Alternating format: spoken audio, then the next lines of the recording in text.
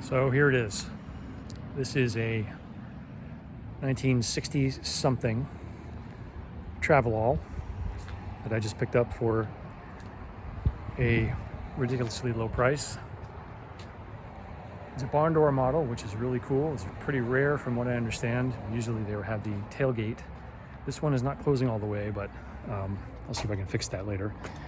Doors open really well. All of the doors, the actual doors themselves, open really well. Rockers look really good. There's, you know, a little bit of rust here and there. It was done with some kind of interior upholstery job that I would completely tear out.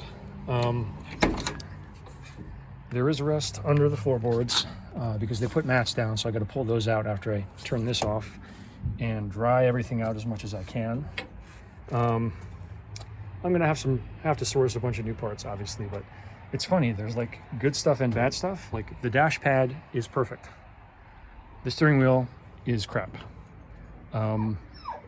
It's got some aftermarket seats on top of this weird platform they put in, so I've got to figure out what I'm gonna do there.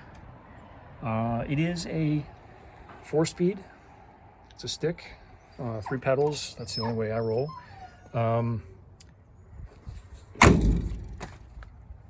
The outside has seen some better days. I'm going to pressure wash it in a couple of minutes and see if I can clear a bunch of this grime off of it, because it really needs it. And I think that'll make it look a lot better. He did some pressure washing and then I guess he stopped before he sold it.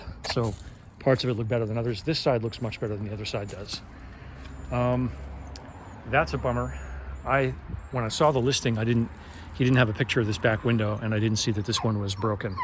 But the other one is in really good shape over there, so you know, I can live with this for now. Again, all the doors open and close super easy. They're in really good shape. I don't know what the full story was. He says this was pulled out of Virginia or someplace like that, and it sat in his brother's house for years outside, not doing anything. And then finally his brother said, come and get it and get it out of here. Showed up on Facebook yesterday afternoon. I might have been one of the first people that got back to him. By this morning, he had like 50 different people contacting him. While I was looking at it, they were calling him. Again, the price was so good that I decided I was going to jump on it. Windshield's cracked. I know I can get new windshields for these, so I'm going to have to look into that. Front dash is missing, so I'll have to source a new one for that.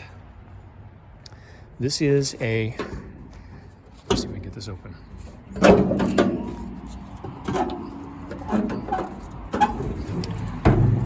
So this is an International V8 of some size. I haven't found the stamping boss yet.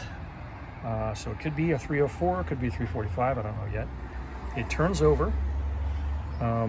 It'll crank, but it won't catch. The inside panels all look really good. Like, a lot of the stuff looks really good. The front cowl is bad there, and it's bad on the opposite side in the same place. But the inside sheet metal is actually in really good shape, which is really weird. It's got aftermarket AC. This stuff is in here, but the inside stuff was pulled out at some point, so I have to figure out what's going on there. You can see there, that's the other part of rust in the cowl, so I'll have to cover that. But I mean, it's in pretty good shape for what it is. It's in better shape than a lot of the other ones that I've seen on the East Coast. And again, for the price, I had to go for it. That fender is pretty gnarly. The roof is disgusting. The roof is just covered in yuck, so I'm going to spray that in a minute and get it out of here. Giant aftermarket beefy bumper in the back there. Missing a bunch of the emblems. I can get those at Nats at any point. That's not a problem. None of the lights work. I don't know what the deal is with the electrical yet, so it's going to take some work, but this is what it is. We got a new project, and if I can get this thing on the road and running, this is exactly what I've always wanted.